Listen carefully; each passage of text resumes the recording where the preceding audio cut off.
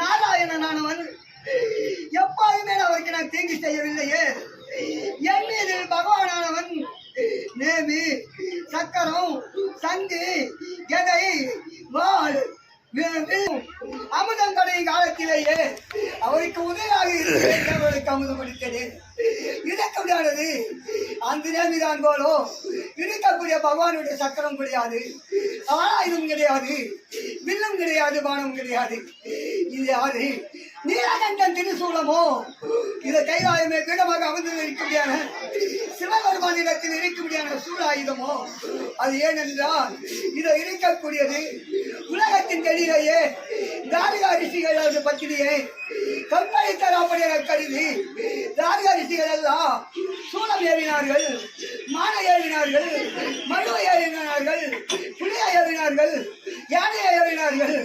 இதுகளெல்லாம் இருந்த போதிலும் அந்த சிவபெருமானவர் அவர் விடுத்த அந்த சூழாயுதமா இருக்குமா? அதுவும் கிடையாது. நாம இந்திரன் வத்திர படைக்கோளோ இருக்கக்கூடிய தேவலத்தை ஆளுமையான தெய்வாந்திரனுடைய வத்திராயுதமா? தேவர்களுக்கெல்லாம் சகாயனாக இருந்து அவரவர்களுக்கு நான் வாழ்வு கொடுத்தேன். அந்த தேவர்கள் என் மீது இருக்கப்பட மாட்டார்கள். முருகன் ஏன் நாராயணா என் எதிரே நின்று நேருக்கு நேராக பானம் போடாமல் யாரோ மறந்திருந்து என் மார்பினில் பானம் போட்டு இருக்கிறார்களே, இது யாருடைய பானம் வந்தாலும் ஒரு நாமதயம் இருக்கும் அல்லவா? இதை பார்க்கலாம். கண்டு தெரியலையே.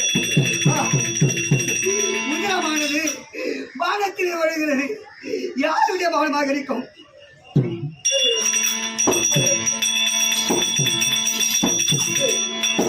Hey!